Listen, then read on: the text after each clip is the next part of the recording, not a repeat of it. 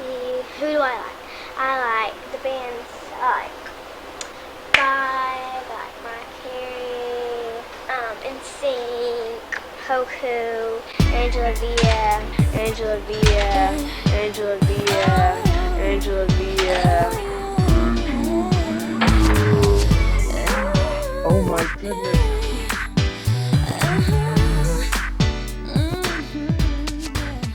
Hello. How are you? I'm great. I'm actually at the venue I'll be singing at in the next couple months. It's called the Sapphire Room. First of all, thank you so much for agreeing to talk with me. I know you said it's been a while since you've done an interview, but I showed you that video of me from 2000 where I list all my favorite artists. And of course, Angela Vía is on my list, little 8-year-old me in Paris, Texas.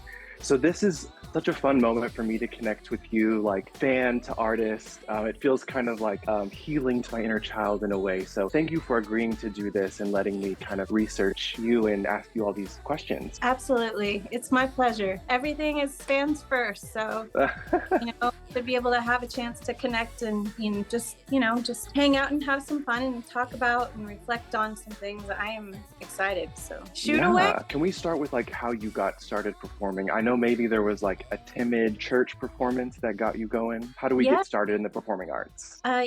So the first performance I did ever was at my church, and I was doing a scene from the movie Sister Act. Do you remember that movie? Of course. Okay, so I know it's an old movie, but it was amazing, and it had some incredible songs. Lauryn Hill was in there, and so I learned the songs, and then found out that they were going to do this play, and it's all based on that movie. And so, as shy as I was, and as much as I'd never performed, I kind of feel called to do this. I got to step out of my shell and do this and stop hiding. So I went and I sang the line of His Eyes on the Sparrow from the Lauryn Hill song. And then they were ecstatic. And they said, yeah, we're going to have her go up there, even though she's this tiny little thing. She's not exactly, this tall Lauryn Hill girl. She's this tiny little fragile little thing. I was so small. But anyway, went out there and did it. And that was the moment that I knew, okay, I really think I'm meant to do this. I think that I've been called to do this. No, he watches over me. I remember singing a little solo in church. It was the most incredible feeling, knowing that I was up on a stage in front of that many people. And there, one event to another, started singing at fairs. That's how it started. I love your story of how you got signed. I know there was an Oregon State Fair that led you to Planet Hollywood. Like, who else gets signed from an Adam Sandler movie? That's really cool. How did that happen? It was actually, believe it or not, the singing contest started in Clackamas, Oregon at the mall, where all my friends, everybody goes shopping.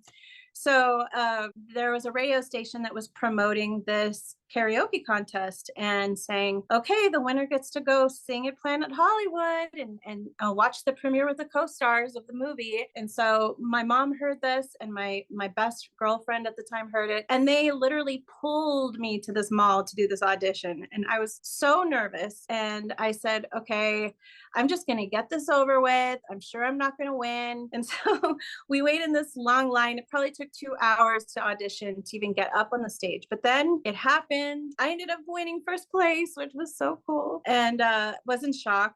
And from there on, we got to go to Hollywood. My family got to go to Disneyland, and we just made a vacation out of it. And while I was there were talent scouts. So one thing led to another, and ended up meeting a publisher at Sony from like word of mouth, this person, that person, that person. And then sure enough, I was songwriting with Sony. The thing that really got Angela started with the process of what, quote unquote, being discovered. She won a local radio contest. That in turn gave her the opportunity to perform in Los Angeles. What got the ball rolling for Angela was her ability to write combined with her amazing voice. Do you remember what song you sang for that initial mall audition? I did Vision of Love by Mariah Carey. And then you performed at the premiere. Is that what happened? Did you perform at the Wedding Singer premiere, or did you just attend the premiere? I actually got to perform one more time. So I ended up singing the same song, and then all the finalists got to sing again. So I sang the same, I sang the same song. I now wish I would have picked a different song, but it was all good. There was this other guy who's really good, and he ended up winning that. It was a second competition. And so he won that one. And, you know, he had been performing a long time and interacted with the crowd. I was still like, okay, this is so intimidating. I'm in Hollywood. So I was probably like a little bit scared while it was performing. But basically, I still got there, and I still got to meet these major players in the industry while I was singing. So it was totally worth it. So we get a publishing deal from Sony through these connections. Then you're writing songs. Are you working on a demo? Is that how you get to Atlantic and Lava? Yeah, so believe it or not, I started writing songs, and it was my sophomore year in high school. So I would go to school, have to do my homework, come home, and then I'd be having to write songs for this publisher because he'd give me deadlines on when I have to get these done. And again, I had not done professional songwriting before. It had just been messing around at home on the piano and just little things here and there. But he saw something, I guess, in me that I didn't really see in myself at the time, and said, I think you can do this. And so I just pushed and, you know, do my homework, start writing on my songs. And it was only, I think, about 4 songs that within those 4 songs that Picture Perfect came out of it. So he gave me 2 at the beginning, and then I did 2 more. And one of those was Picture Perfect. And Awesome. So yeah, pretty crazy, right? That this first single came out of that.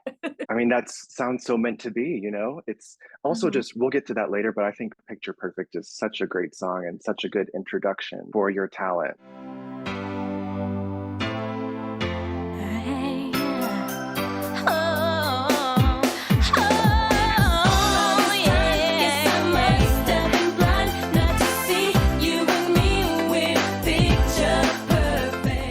So you have this 4-song-ish demo that is that how you get to Atlantic? They hear it and then they sign you? Well, so what happened was so once they heard the Picture Perfect, my publisher, Jim Valiatato, he heard the Picture Perfect idea, and he said, I think there's a lot of potential with this song. And he sent it to the songwriters, Benny Cosgrove and Kevin Clark.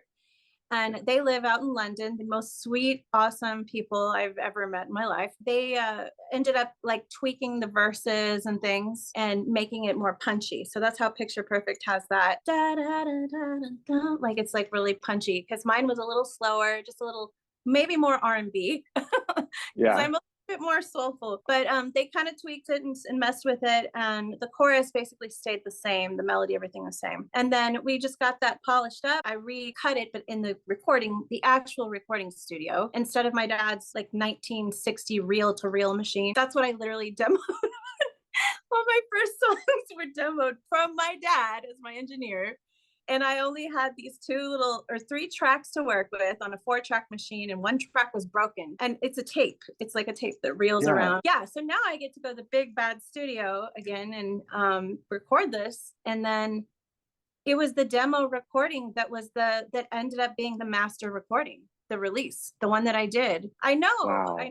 What a coincidence that it would even work. But yeah. I feel like sometimes you know, that original magic of the first time, it's hard to replicate. So that might be what was coming across in your demo of Picture Perfect. And then, you know, the most awesome part of that song, I feel like, I don't know, I guess I could say victorious in a way, is the magic of getting that note to fit in at the end. Because I'd been singing all these years to Mariah Carey, right? I've been singing all her songs for so long, training just every day, ceaselessly, for hours after school, and never had any use for these whistle notes. And so, you know, it's just this opportunity comes, and I'm like, what can I do at the end of the song? I don't know. I need to do something really cool, but I don't know, what could I do? And I went, wait a second, I can sing whistles. And so I went, let's just try it out. And you know, it was an old fashioned studio and everything. It was still, everything was on analog tape. Really, it was very basic, but I just kept trying a few different styles of that note, and the magic note hit at the end. I think it was like the 3rd take, so. Can't you see we're picture perfect? I'm yours, be mine, we're picture perfect. do feel a little bit like I'm in the presence of a vocal legend today. You don't have to agree with that. Thank you. Okay, so I read actually here in the June 2000 edition of J14 magazine, where you tell us that braids are back, by the way. Yeah. That Quincy Jones was also trying to sign you. Can you say anything about that? Like, how did you choose Atlantic over other options you may have had? That is a really great question. And I actually ended up meeting Quincy through, I think it was the talent scout that originally discovered me, but some of these memories are a little bit blurry. It has been a really long time, but I was also I forgot about how I got there when I got there, because I was awestruck to see this man. Even at my young age, I still knew who he was. I knew, how legendary he was. And I got to go visit him at his house, and I had been songwriting, and I'd written a song with a gentleman named Michael Smith, and ended up singing that song for Quincy in his living room, which was so cool. And so we were just, about this far away, and he was leaning over like this with his ear just right to my mouth, so he could really hear everything. And it was this kind of sultry song called Start Over Again. And I just remember how he was responding, and he just has so much passion for music. When he's hearing it, he just gets engulfed into the music, and he made me feel so special in that moment. And so I sang the song for him, and after that he said, I would love to work with you. So he put a deal on the table along with Atlantic and a couple other record companies, and I really wanted to work with him, but at the time I didn't know what was the right decision for me, and I sort of left that up to my management. So we ended up going with Atlantic Records instead. More than anything, I'll always cherish the memory that I had singing with him in his living room. What a cool opportunity. Not many people can say they've done that, as well as collaborate with Carole King, another thing we're going to get to. From my point of view, at least, I think signing to Atlantic was such a good promotional machine, at least certainly at the beginning, because what I'm going to get to next is your debut song. It's not your debut single, but the first official Angela Vía release is Catch Me If You Can in November 1999 on the Pokémon soundtrack. It's Pokémon packed with great songs from Donna Summer, Angela Vía, Plus One, Westlife, Youngstown featuring Nobody's Angel, Weird Al Yankovic, the B-52s, and more. Never give up when the going gets rough. I know I'm gonna make it through. So just try will never be enough. I'll show you there's nothing that I can't do. Come on, try to catch me. Catch me if you can. Come on, try to catch me. Catch me if you can. Which is such a fun song. I was curious if it was written specifically for the film. I know you wrote it with Michael Smith and Brian Steckler, who you did a lot of work with for the debut. So what was it like being in the Pokemon world? That's your introduction to the world, and it's on a Pokemon soundtrack. How did that make you feel? Initially, I felt like I really was entering another world. It was so new. Everything with anime was completely brand spanking new. Not a lot of people even knew about it before Pokemon. And so it was one of those experiences where you get thrown in there and you have to just swim, right? Thrown in the water and you swim, because again, I'm still new at writing pop music and writing, these full length songs, like radio friendly type songs. So what they initially did was they sent me a clip of the Pokemon movie, of this one little section called, it was like Pikachu's race or something. Everything in that, in the clips that I was looking at, they were all in Japanese. I really did not know what was going on. I was wishing there was some anime fan that could have helped me through this, but I just kind of had to, I just had to swim or sing. And I was like, no, I'm not going to sing. We're going to win the race. Pikachu, we are winning this race. We're going to write a song to this. So the little catchphrase, that part popped in my head, catch me if you can, because they're trying to chase after each other. And then from there, Brian got involved and he started coming up with other phrases, and Smitty, and we all just kind of put our brains together and tried to do the best we could with, again, what was available to us, and keep it as,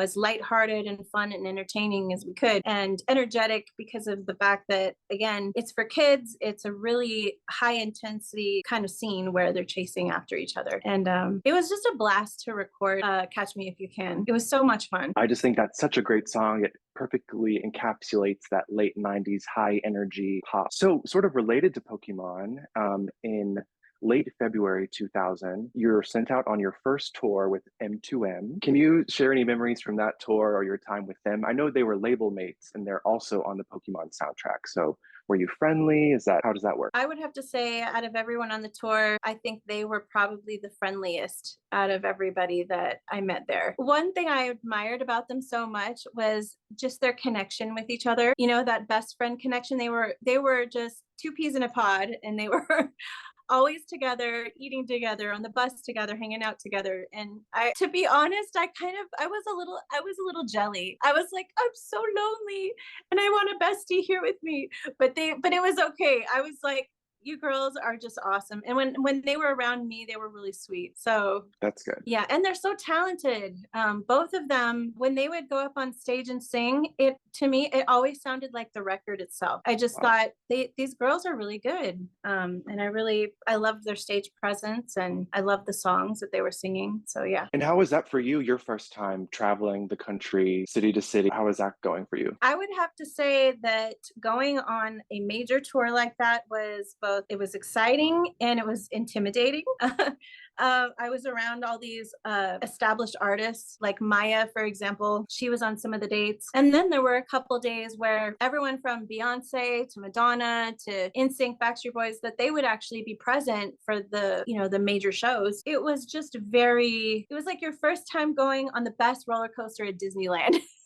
You're just boom, you're there and it's all happening at once. And it's like wash, rinse, repeat for each tour date. And the tour was so many dates. I mean, we covered the entire US, I think, in like a month. Wow. So we were so busy. And so I'd go perform, then I would go to do radio, and then I'd go back to the hotel, get ready, go to sleep, come back, do the same thing again. So yeah. Yeah, this timeline's pretty compact. Like, you were just in high school. Well, you're still in high school. You're just signed, and now we're already months after your first song is released. Your first single is not even out yet, technically. Mm-hmm. You're touring. On March 6th, 2000, you appeared on Bold and the Beautiful. I love that you were on Pokemon and you were on soap operas. It was something for everyone with the Angela Vía world.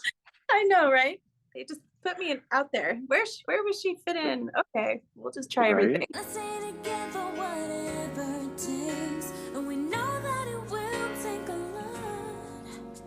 Whatever it takes, we're gonna stay together.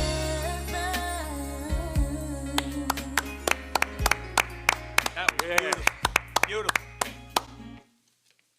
In 6 months' time, Angela Vía is going to be a household name. 2 days later, on March 8th, 2000, Picture Perfect is released. You talked about your personal taste is maybe a little more R&B leaning. And what I love with this single is that you gave us like every version possible of the song. There's an R&B mix, there's like a club mix, there's obviously the Spanish version. So I love that you found a way to really show yourself as an artist, even though there may have been an official label first single. We as fans had options of which version, Yeah, well, that is the benefit, I believe, to being exposed to so many kinds of music genres when you're growing up. So it totally came through after I began songwriting and singing. I think it's natural because, mom listened to R&B, dad listened to songs from the 80s and a lot of the older classics, and then pop music, everybody listened to, right? Yeah. Everyone. So in the Latin music, every time I go to South Texas, I was surrounded by all my Latin culture and songs and everything else. I remember always going over to Grandma's house, and she'd be cooking in the kitchen, making, all kinds of Mexican, Tex-Mex food. It was a lot of fun, I'm very proud that she wants to bring out her Latin heritage in her music. Yeah, kind of rolled it all in, I guess. That was also a reason why I was a big Angela Vía fan when you debuted. I'm from Texas. I'm from Paris, Texas. And knowing that you were born in Texas was cool for me to feel like I had someone in the home state to root for. But I did grow up in Texas, and I spent all of my, my really early years there. So from one Texan to another, yeehaw. Don't mess with Texas. For real, don't. They don't play. Yeah, where March 2000, the single is released. I know we loved Picture Perfect. How did you feel about it as your first single? Were there any other songs on the debut album that you would have put out first? That's actually an interesting question. It's funny because I was able to look at it from the outside, you know, as someone who's just in the industry and go, I really think that song is catchy. I really think that song is perfect as a first single. I didn't know if it was perfect for me, but I thought, you know, I think I agree with them that this song could really be something, and it could also be an entryway to allowing my songs to be evolutionary and then progress into what's really more my style. So I did agree with the decision in that aspect. I got to also test my vocal ability in the song, and so I felt proud of that as well. You know, after you've just triumphantly, you know, found yourself in your singing and what kind of dynamic runs I could do, and then the high note at the end. And I just went, you know, let's just see, maybe people will really like it. And I think it's easy to sing along to, and it's a happy song. It'll bring people joy. And the more that I think about it, the more that I realize what I've been missing. All of this time, guess I must see you and me with a picture. You should be 20 years later, I'm still smiling when I hear Picture Perfect. So I think that was a great choice. Another thing that really brought Picture Perfect alive for me was hearing it with a live band on the Rosie O'Donnell Show, which you did in April 2000. Our next guest is already making a name for herself with her new song, Picture Perfect, and her CD doesn't even hit the stores till June 6th. Making her first TV appearance right here, please welcome Angela Vía. now, baby, we've been friends for such a long, long time. We've been through laughs and we've been through cries. But lately, have you seen the way my tongue gets tied? Can hardly speak when I look into your eyes. It sounds so good with the live band and with backup singers. You killed that performance. So what happened was I was sick at the time, and it was also my very first time, aside from, you know, the smaller things I'd done. It was my first major event singing the whistle note at the end of that song. So I had a tremendous amount of pressure on me, as well as it being my first interview, actually, like first televised interview. So Right. being my first televised interview, and it's a major TV show that's live everywhere, I get performance anxiety. And so you have all these things just sort of working against me. She was on Rosie O'Donnell. It was like this big thing going around school for like 2 or 3 days. Everybody's like, did you see Angela on Rosie O'Donnell? And I don't know, it's kind of crazy. I think overall it went pretty well. And I think the misunderstanding back then is that no one understood. They just didn't get what whistle notes really were. You know, industry people, they knew Mariah Carey had done it. They knew Minnie Riperton had done it, and some of these other singers, but the managers, the labels, they don't know how the vocal cords work when it comes to those things. So they were expecting me to hit that note just like the record as it was. So as you know, I mean, watching people like Mariah, Ariana Grande, I mean, the notes sometimes just kind of come out as they do. And it is a very, very strange part of the voice, the whistle register. It's like a toddler. That's how I would describe it. Wow. And when it wants to throw a fit, it throws a fit. So. Well, I compare like singing as being an athlete. You know, you can't be Michael Jordan every day. You can't be. That's how much I know about sports. That's like the only athlete I can name. So, and yeah. So, but also I love the choice you made with the whistle note in the Rosie performance. As a fan and someone who's heard that song almost maybe as many times as you have, just kidding. I thought it was like just as great, you know? So with 20 years behind us, I hope that you're proud of that performance. You made me feel better about it. So thank you. What kind of artist development did you receive? I actually had one session of media training total. Just one. It worked. It worked. Just one, and it was before Rosie O'Donnell. You going to your prom? Actually, I am. I'm so excited. I just found out that I'll get to go. Yeah. Yeah. Got a date? Yes. All right, we won't bring it up. Angela Vía. That's the CD. Jason Gedrick up next. Don't go away. I think that it's also because I've watched other people do their own interviews and tried to kind of take a few notes. And I think watching people like yourself online and seeing how you guys talk, I'm trying, but I'm just not I'm not used to it. I'm not a millennial I'm like not quite millennial. I still think I'm a little older than millennial, but Generation Z people, you guys are so good in front of the camera. It's like this amazing generational gift that y'all can just go up in front of the cameras like it's nothing. But You know, I grew up on AngelaVia.com forum. Like I spent so much time online as a kid that this just feels natural to me. So I get what you're saying. I mean, I wouldn't know that you didn't have much media training or performance experience at a professional level, especially by the Picture Perfect video, which is such a fun video. You're so charismatic. It's so bright and colorful. And of course, it's kind of infamous for being the debut of Tom Welling, famously Superman. Do you have any fun memories from that video shoot? do you want my honest to God truth? Give it to me. My favorite part was probably the kiss at the end. Guilty as charged. You know, there's a lot of downsides to showbiz, but maybe this was your perk of the day, you know? Well, okay, wait. It was good and bad. You want to hear the good part or bad part first? Let's go bad first. Bad. Okay. All right. So the bad part of the kissing scene is that his, I believe, fiance was right there in the audience watching with what looked to be a frown on her face. So I felt very, I already felt more nervous after I was introduced to her because she was not happy about it. So that's Well, she could have written her own song and had her own music video. This is Angela Via's moment. Get back. I know. Which brings me to the second part, because now I have like this guilty conscience, but at the same time, I'm totally crushing on him. So there was a tug of war of feeling. Making the video was so exciting.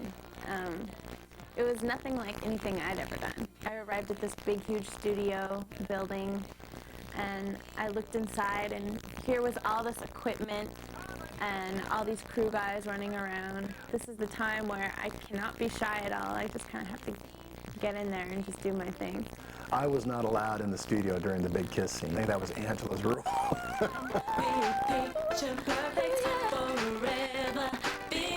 She warned me about the video. Did you enjoy that? Yeah. Oh my God.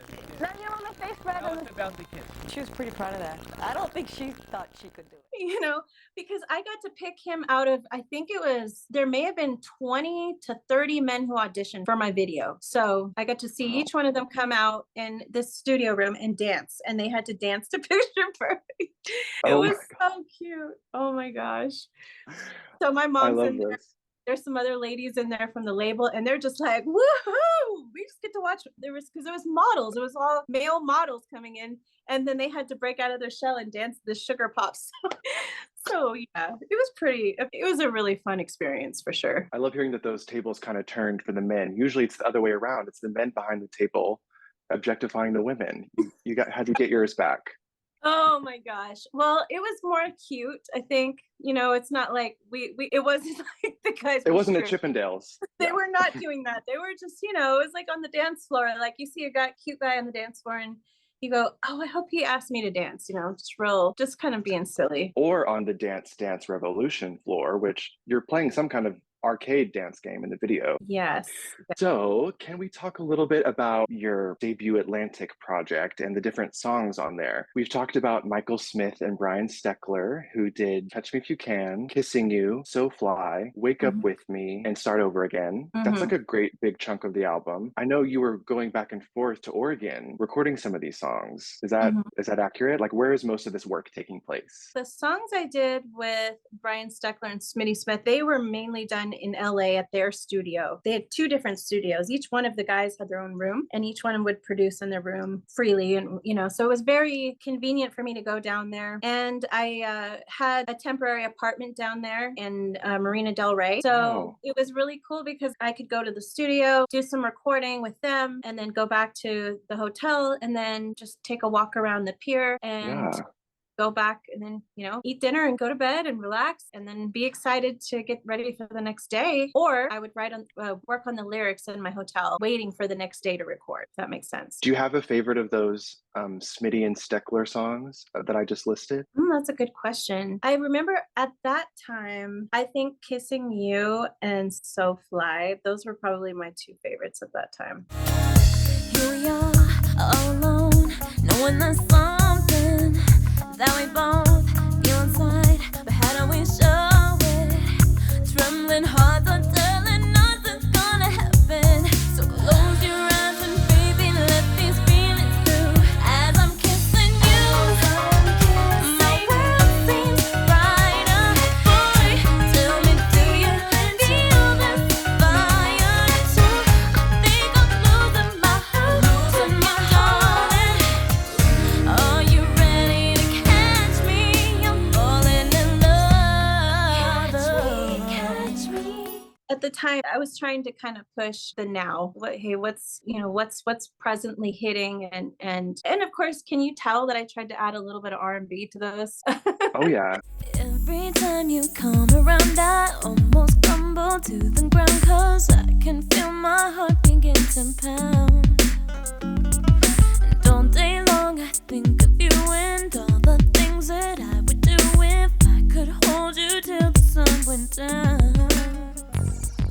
Put that in your car and listen to it, and if you feel the 808 bumping, you feel that, right? Yeah. I told those guys, I need you to put 808 in these songs. I don't care if they're not fully R&B. I want them to feel like, I want them to hit.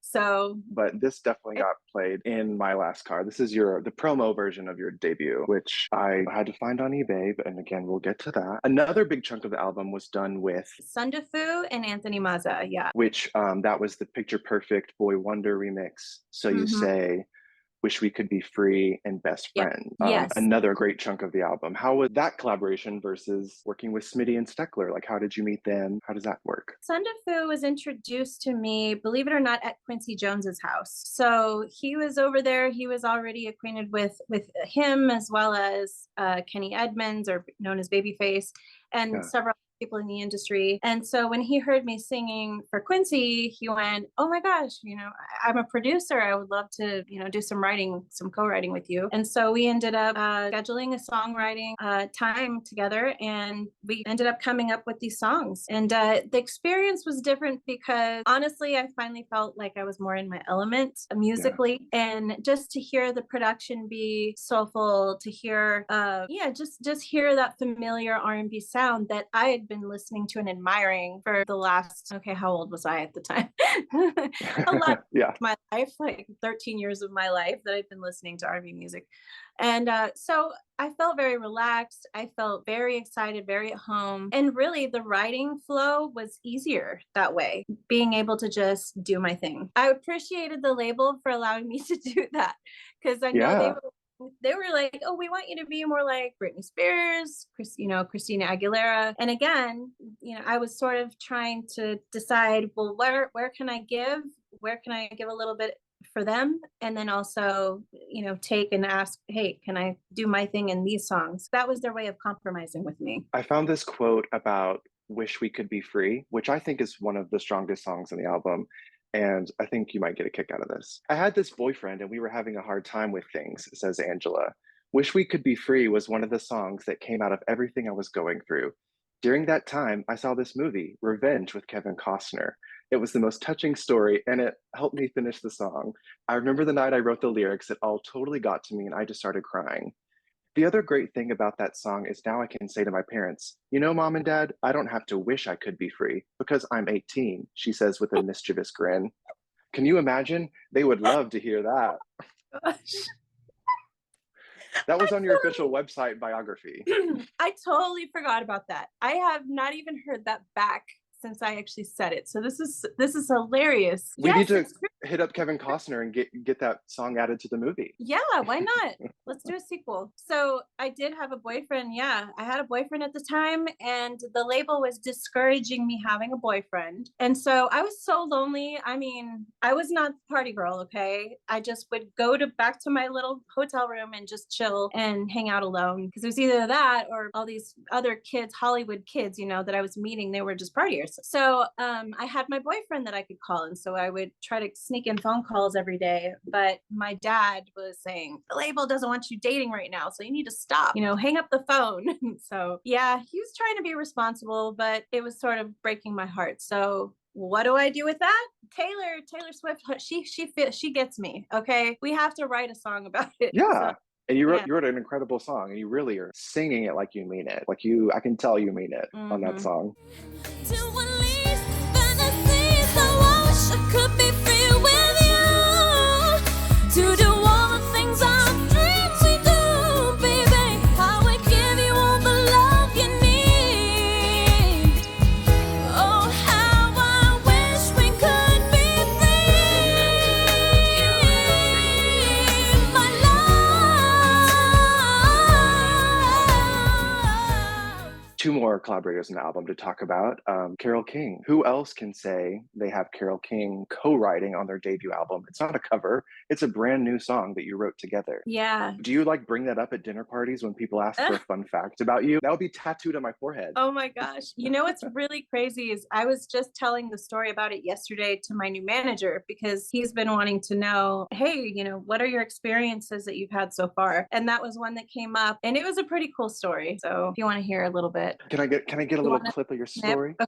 So I went to Carole's house. My dad's completely starstruck. He almost needed security to escort him out because he was probably one of her biggest fans in the 70s. But anyway, that was embarrassing. So then we end up going in her house and I put my stuff on her couch downstairs and we went up to one of her rooms that has a piano in it. She got on the piano, she starts playing chords and she's very quick about it. It didn't even waste time. We go in there, okay, ready? Are you ready? And just boom, boom. And she just starts playing. And she says, yeah, just sing some melodies. What do you hear? And I start singing something. And then she follows up with singing, like the other parts that she was hearing. And it was really a very comfortable collaboration and things just happened really naturally. And she, as I was to work with her, or at least showing that to me. And so that really eased my, my anxiety of, trying to make sure that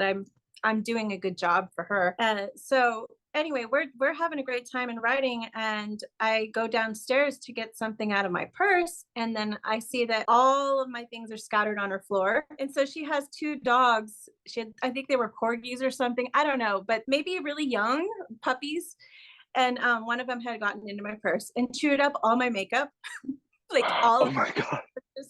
And Carole she went downstairs, her face got all red and she's like, oh, I am so sorry. I will pay for everything to get replaced for your bag and blah, blah, blah, blah, blah. And I went, no, it's okay. And I just, I'm picking things up and I had this metal makeup palette and it had a tooth mark all the way through it. It was bent, inward. And I went, oh, wow, he bit through this. Look at this. And she says, oh, I'm so sorry. I'll go buy you one right now. And I said, no. I'm keeping this as a keepsake.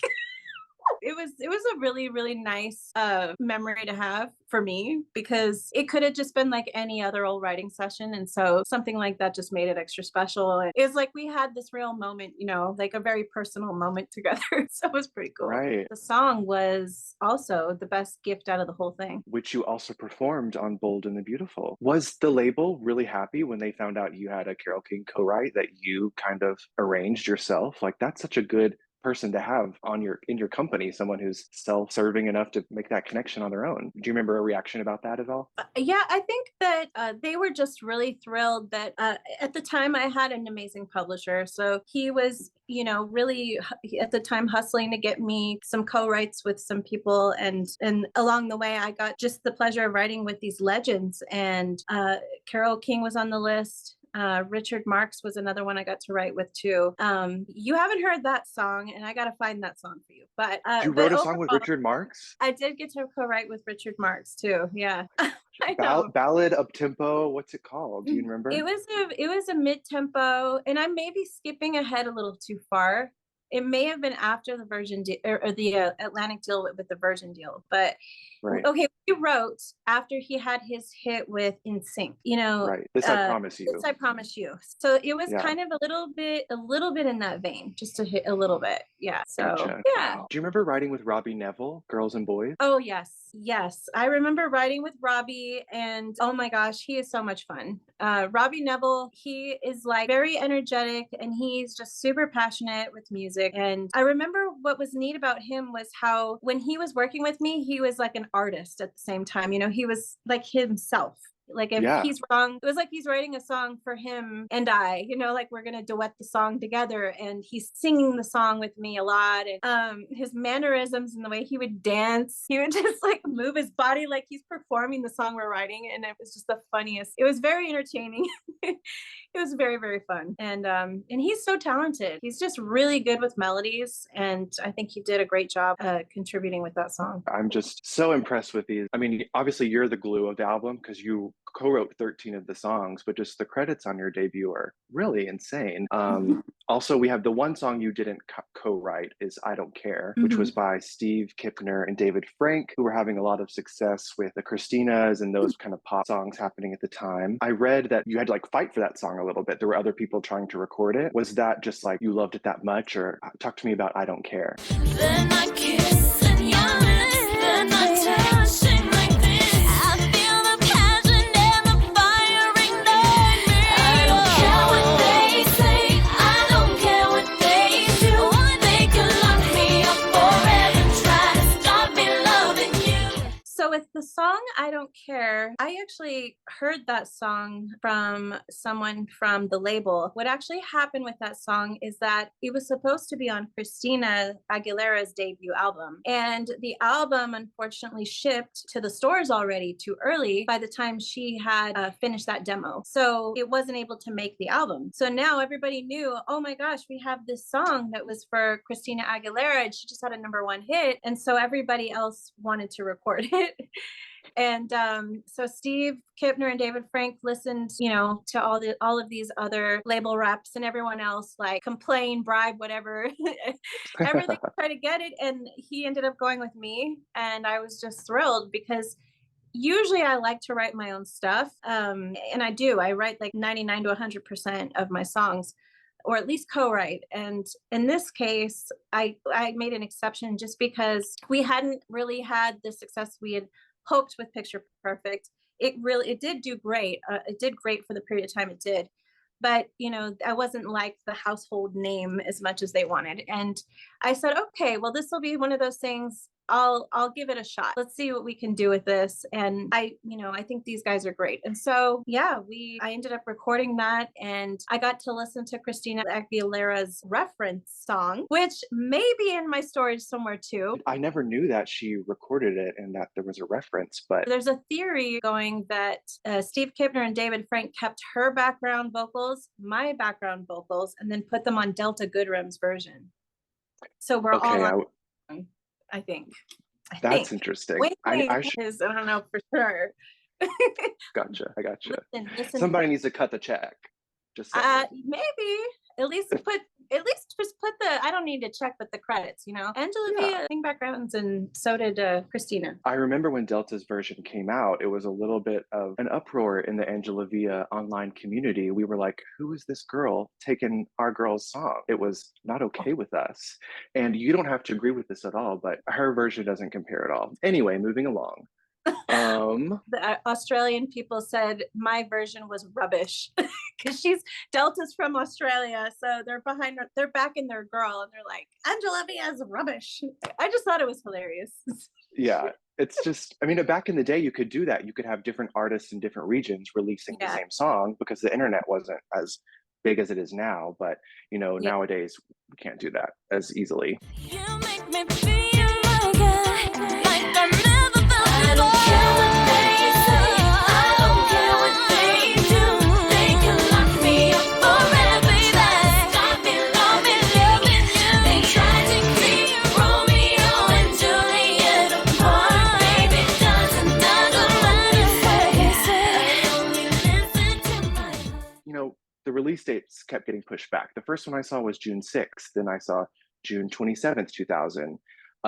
You mentioned maybe that Picture Perfect didn't really hit the marks that they were wanting it to. I read over 100,000 copies of your single sold, and you're as high as number 23 in the maxi single sales. So you're selling well and charting, despite whatever, markers the label is setting for you. At what point did you realize there's some trouble here? This project keeps getting pushed back? There were some other issues that came up, and one was the fact that the label wasn't happy with my weight. And at the time was about 120 pounds. And at that time, you know, it was like, it's coming back now. Everyone was Ozempic skinny.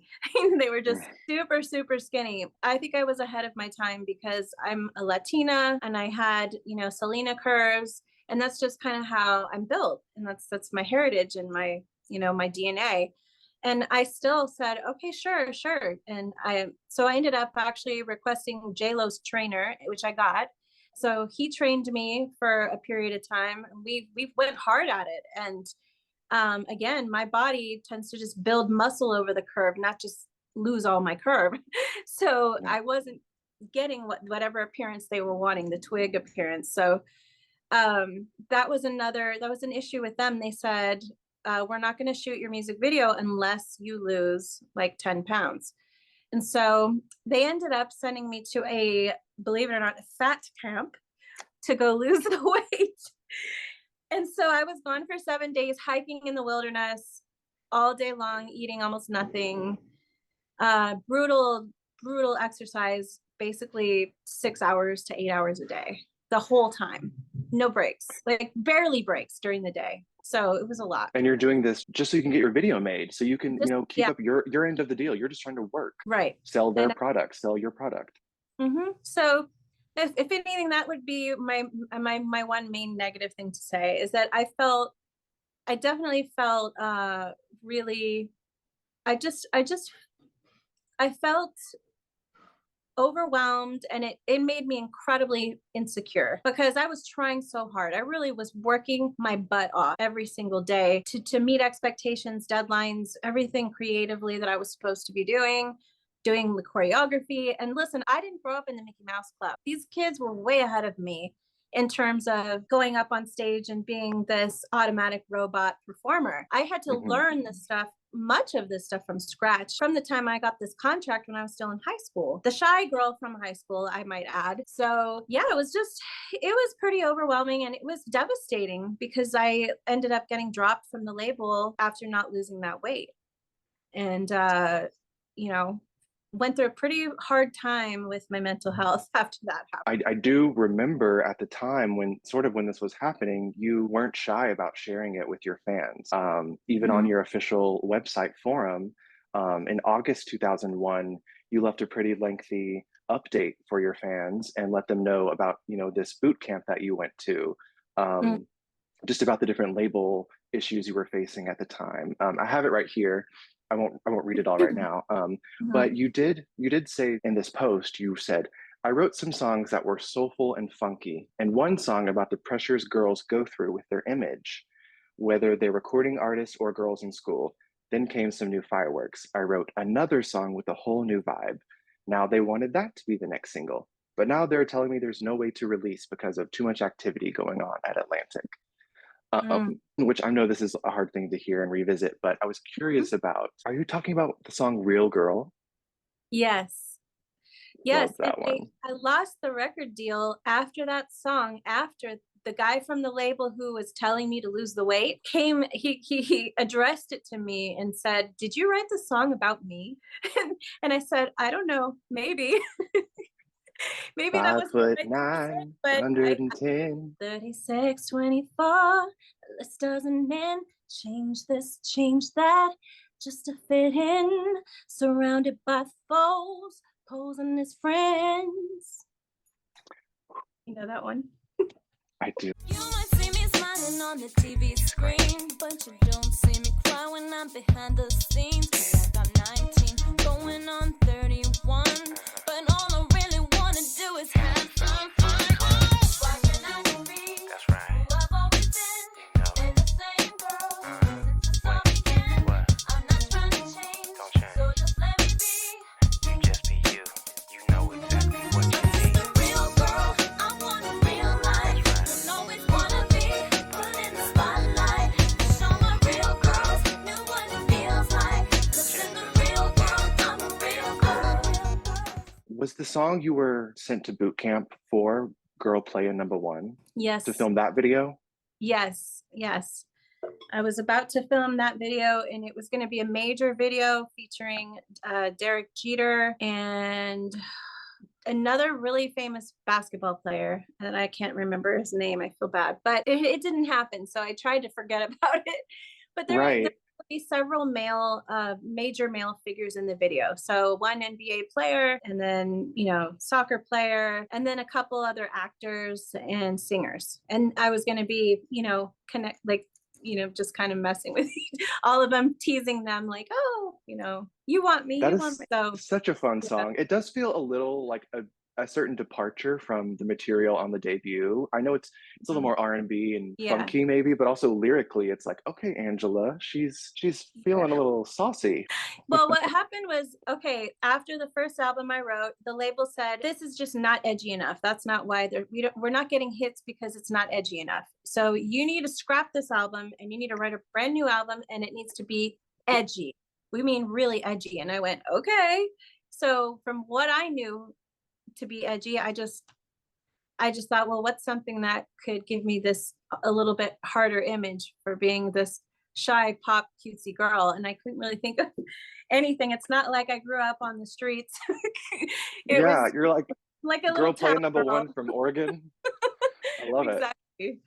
So I, from what I had and what writing experience I had, which had just been the last 8 months of my life, first time ever songwriting with anybody ever. And now I'm being told, hey, you need to do something else. And it's got to be, it's like telling a 17, 18-year-old or whatever that they are under the kind of pressure to launch a song to keep their record company completely afloat and to make their mark on the industry. I can't tell you the kind of pressure that is on someone at that age who does not have adequate experience to do so. But I did the best I could. I really did. Finish the songs, and we pretty much had a whole second album of material ready to release at that time. I gave my heart, my soul, my world, everything I had. Now I got one in LA, two in Philly, three in Miami Beach, and each one of them is thinking that he's the only one for me. I got two in Detroit, a few in New York, convinced that I'm in love, but underneath my innocent disguise, girl playing number one. Is the song with the whole new vibe that they wanted to put out as a single after Girl Play at number one, was that Papi Chulo? What did I say about that song?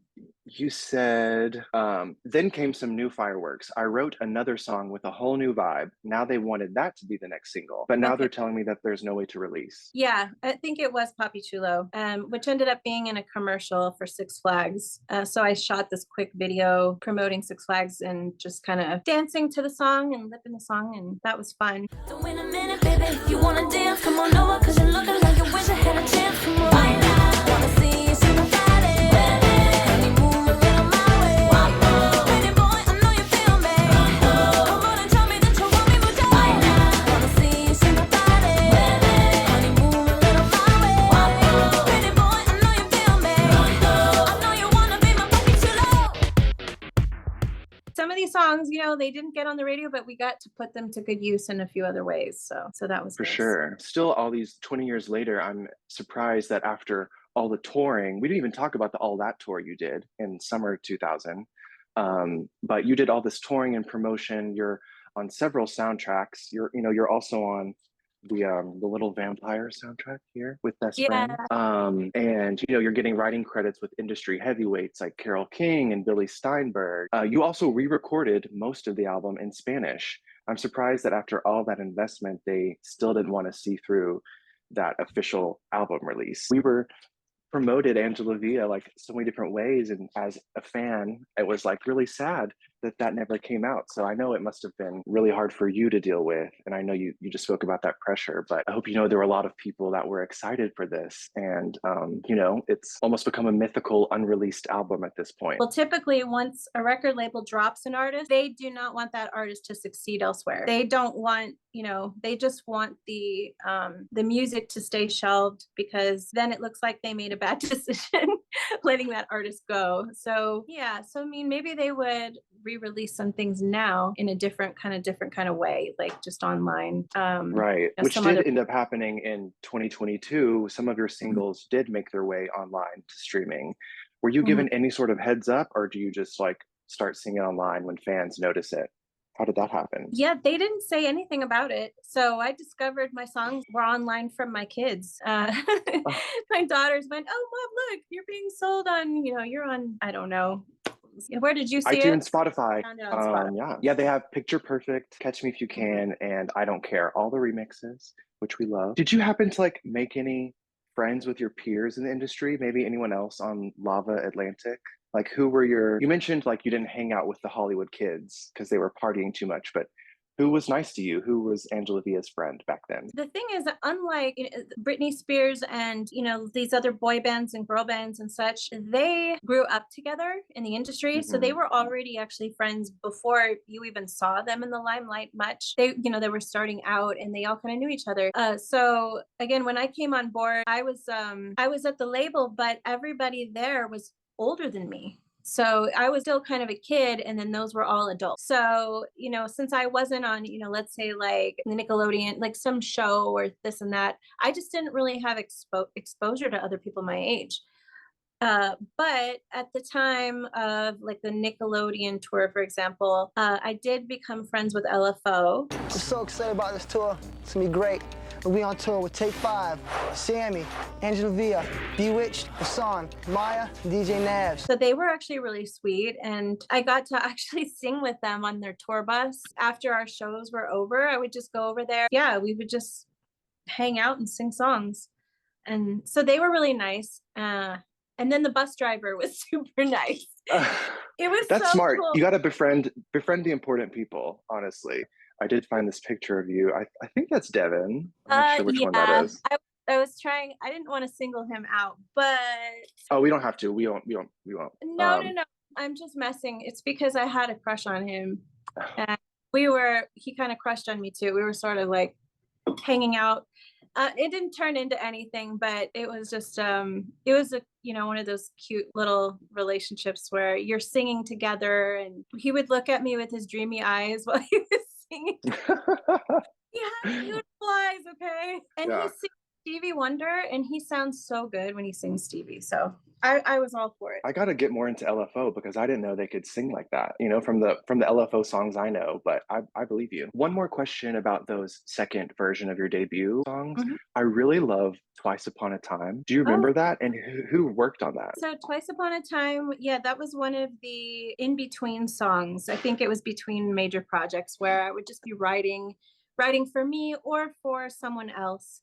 And so that was a collaboration between a production team called 3 a.m. and the group of guys. It was just a nice, really kind of vibey pop song. I'm trying to remember who we were going to submit it to. It was either going to be for me or for another artist. And I don't remember. We probably would have tossed it out to a number of artists, like Sierra and just different ones, people that were out, Christina Aguilera. But it was a fun song.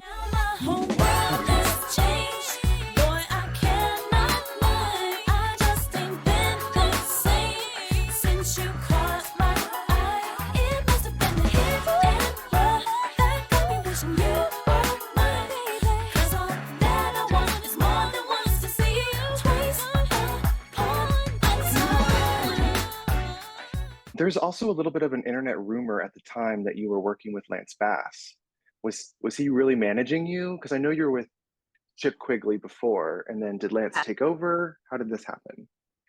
Yeah, I think Chip Quigley, he was just really, at the time he had a lot on his plate. He had, I think it was Mark McGrath, and he had Kid Rock, I think, under him at the time. So he had a lot going on. Those guys were still making music. And so we ended up getting me under Lance, and I got to meet with him, and, we did go over some strategies. But again, once the label thing fell off, he ended up getting busy with other projects with his band. And so that's kind of how the industry works. So if you don't have that relevance at that moment, then things can time out for you and the other connections that you have. But he was great. I think he would have made a really terrific manager if I would have, stayed on the label anyway. Yeah. Glad to know that that wasn't just fan fiction, that some of these internet rumors are based in truth. In October 2001, it's your last official release via Atlantic Records, which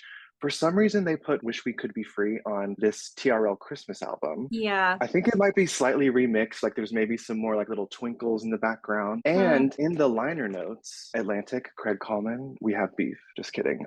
But it says Angela Via's new album in stores 2002. Once again, I'm lied to. Like, how do you feel when this happens? Because you're pretty much out of out of the label at this point. You're like, why are y'all putting this out? What happens there? Yeah, so that was just one of those, hey, look, there's this really cool soundtrack. We need to get a song on it right now. And instead of give me a week to sing a real Christmas song or, do something that's custom, that's fitting for Christmas, they just said, we have a deadline. And they just took a song I already had, changed the title, added some things and called it a Christmas song.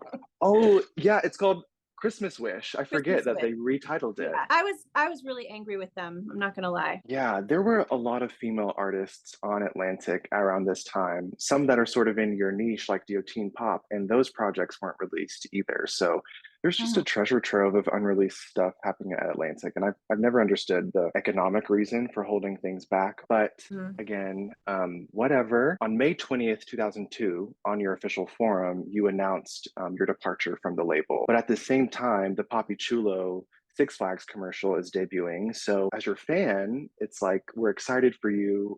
We have a new song, but we also hear that you're no longer with the label. Were there any other songs that were pitched to you, like I Don't Care, or songs that you co-wrote that went on to other artists? I know Girl Play Number One was eventually recorded by T. Rush.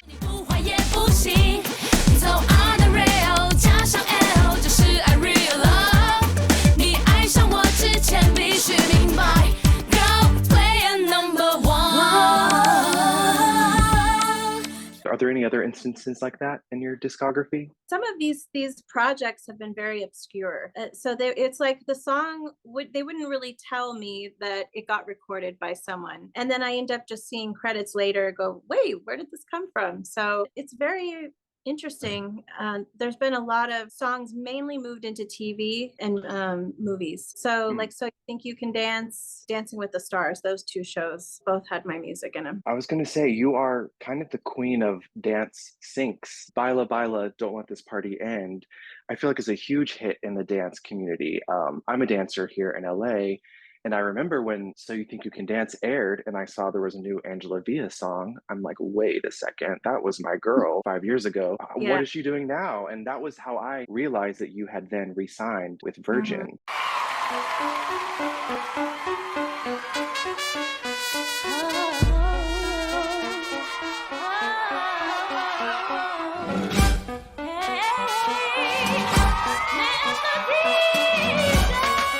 Can you talk me briefly through 2002 to 2006 when you resigned? What is that time period in your life? I think that during that time, I was, believe it or not, still recovering from what happened with the last label. So once I went into the new deal, by the way, with the same CEO as before, he actually moved record companies and re-signed me again, which was very flattering. But at the same time, now I'm kind of starting over and I'm in a new world and with new people. Is that Chris Anakute? Yes. Gotcha. So he was part of that. And then I had a production team at the time, believe it or not, with Sundafu. He was my production. He was the head of production for that project. And Nick Chavez was his business partner and also the investor on my album. So, we had something moving, we had something going, and that in this situation, there were political things that ended up taking place. And as it turns out, the people in the label, sometimes in record labels, they're allotted certain points per record for certain artists, and they just get negotiated in, right? Kind of like if you have stock in somebody. So it's like having stock. So, like the girl in the PR department, she has this much stock in this particular artist. So she doesn't have it, say, in this artist, or she has less of it in this artist. So who are they going to be rooting for more? I mean, right? I mean, if they're trying to provide for their family, this and that. So in my case, there wasn't a lot of stock into me, or certain people didn't. And then they'd already built up points in another artist from the label. Can you guess who that was? If it's Virgin, is it Janet? No, it was actually Katy Perry. Oh, right. She was there before Capitol. Yeah, so she was unknown. I'd already been introduced to her. And so she had apparently already had a good rapport with everybody there, but she was not the priority artist. I was actually the priority artist, like right out the gate. So as soon as I got signed, yeah, I know, they were like, even above, I don't even know if Mariah Carey was there, but I think I was even above her. I don't know if she was on there though. It was someone of that caliber that I just remember going, geez, I'm ahead of like all of these artists. But again, they didn't have the stock. And then there was already this campaign of people really rooting for Katie at the label. So then there was this sort of competition, and you know, I ended up getting replaced. So, you know, it's great for her. And you know, of course, as a struggling artist who's been there, I'm happy for her, and I'm glad that she got a great opportunity. But unfortunately, I missed out on that one because of the political nature of the business. It can't work if we don't both love each other, and it hurts if just only one needs the other. Every day the reality's thinking further. We're two strangers pretending to be lovers, and I lose and no more sleep. You're treating me, baby. I'm going out to live my life without you.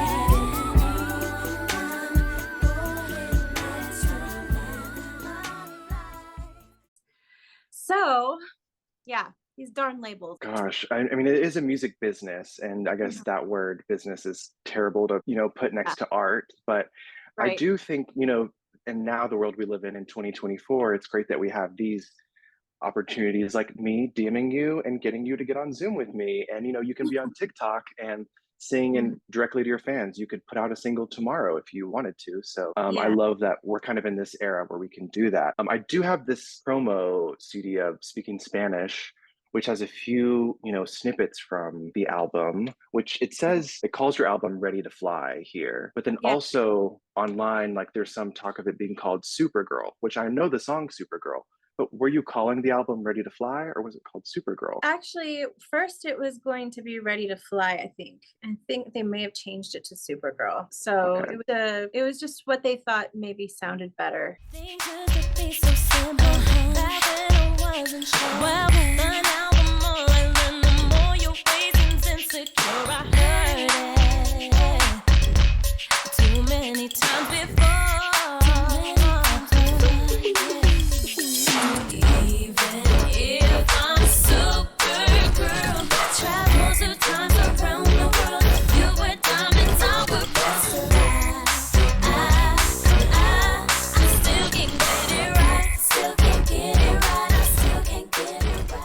So you had those two promotional singles released on Virgin, which were Speaking Spanish and Baila Baila, Don't Let This Party End. A lot of this Virgin album, songs like Supergirl, She Was a Friend of Mine, Check Myself, Speaking Spanish, it's very up-tempo, and I love like the fun, kind of flirty, dancey vibe of those songs. Was that a reflection of your taste at the time, or is that what Virgin wanted from you? What were you enjoying creating at the time?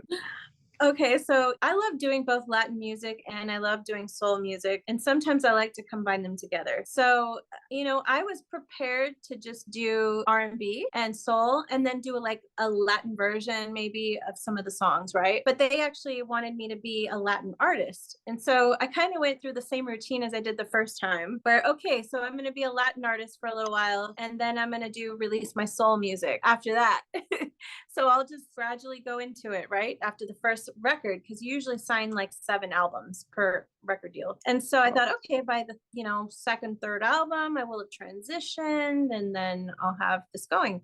So it ended up really kind of working out though, because at the time I was listening to tons of Beyonce. And so if you notice, there's like elements of like a little Beyonce-ish kind of things that I adopted into it. I got to catch myself. Never thought I'd go so hard. Got me saying, oh my God. Got me so hard up. Make a girl say, hey, I got to check myself.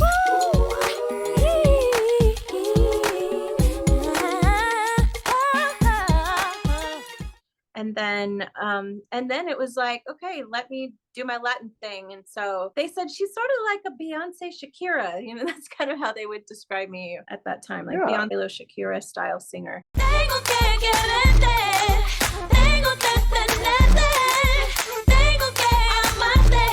Yo sé que tú me quieres. Oh, oh, oh, oh. Papi, dime qué, papi, dime dónde, papi, dime cuándo. Oh, oh, oh, papi, dime qué, papi, dime dónde, papi, dime cuándo. Oh, oh, oh, papi, dime qué, papi, dime dónde, papi, dime cuándo. Oh, oh, oh, papi, dime dónde, papi, dime cuándo.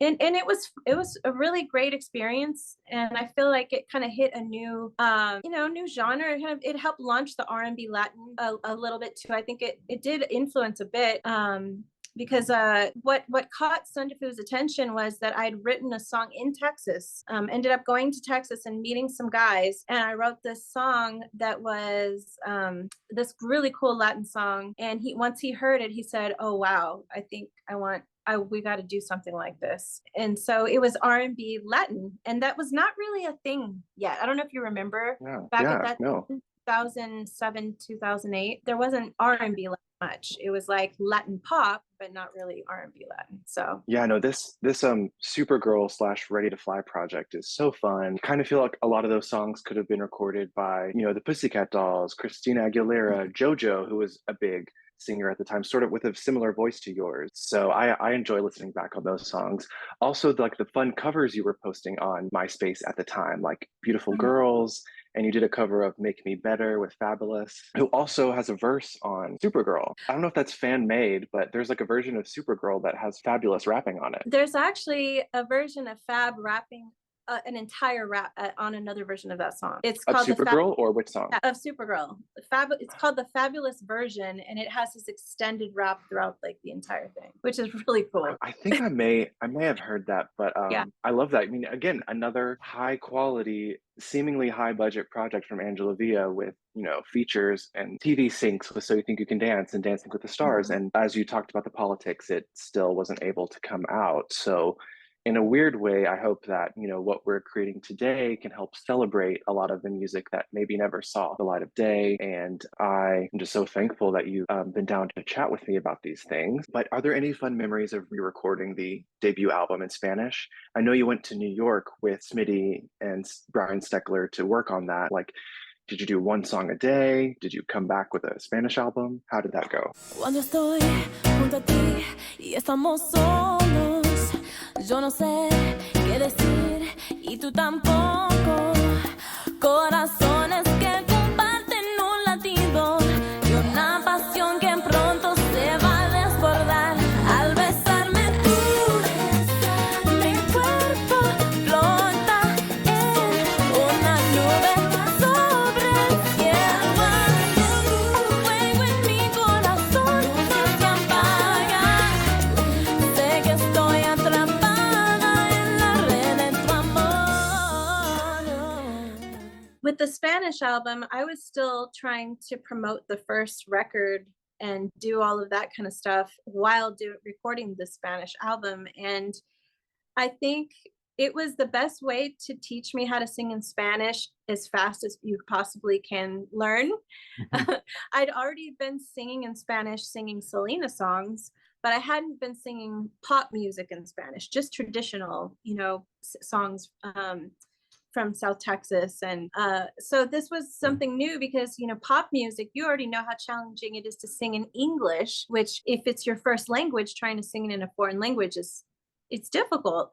And I'm not fluent. I've just been exposed to the accent and the culture. So when I went and sang all these songs, I needed a little bit of coaching, but for the most part, I would have to get in the studio and just start singing them. The first time I'd even seen the lyrics sometimes was that day. So I didn't even know what I'd be singing. And I would just have to go, okay, I'm winging it. I'm going to sing these words and fumble till I get it right. Are you still recording nowadays? I really do appreciate the support I've had over the years. And there are some fans that are still hanging on 20 plus years later going, you know what? We can't wait for you to ever release some music. And they know that I've been down a really long, painful journey and that I still want to do it. The desire's there. So it's just a matter of having the right connections and having the space and time to do it.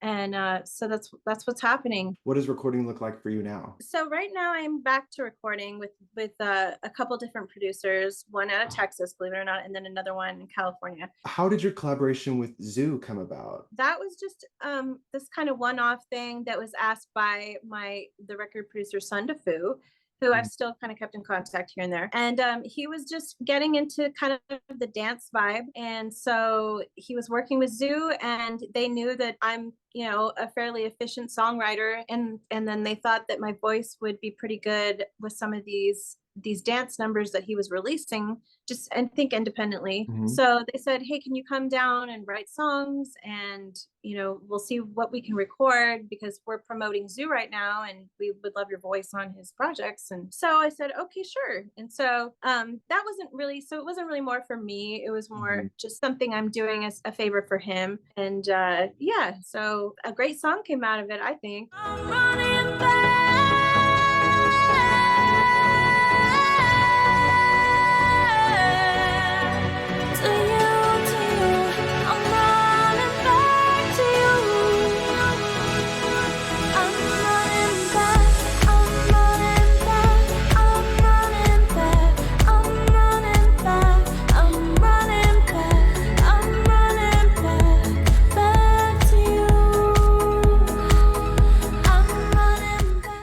Your voice on a dance vibe, so don't be shy if you ever feel called to the dance floor.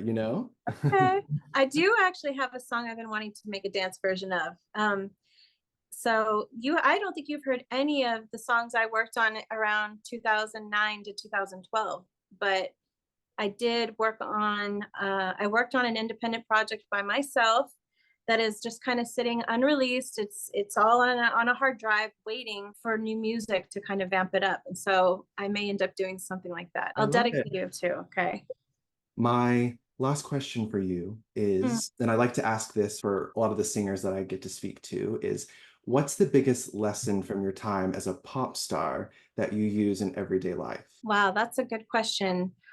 The biggest lesson I've learned is definitely to be true to yourself, be true to who you are as a person, not even just as a musician, but as a person. Because when you go into the music industry, it is a very, very tough and brutal industry. And you can end up losing yourself.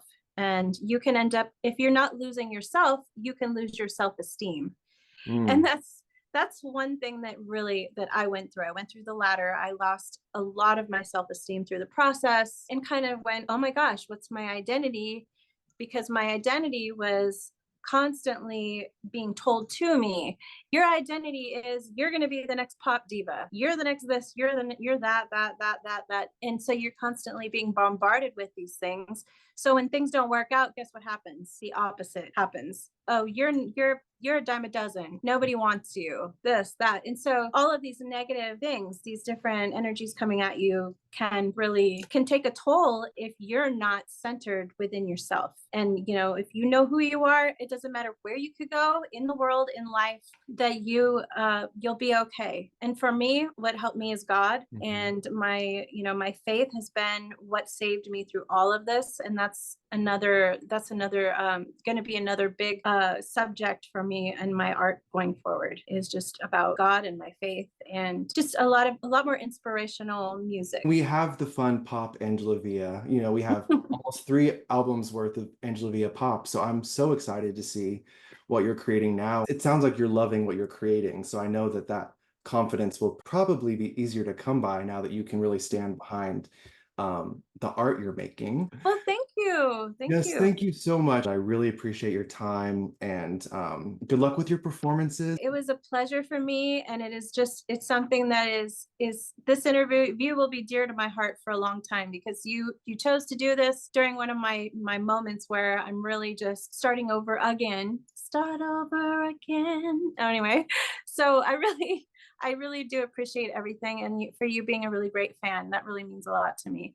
So to you and to my fans, I promise I'm still working, and I'm going to be making music, and that music is going to be out there. It is going to happen this time. You heard it here first. Okay. Thank you. Thank you, Angela. Have a lovely weekend. You too. Bye-bye. God bless you.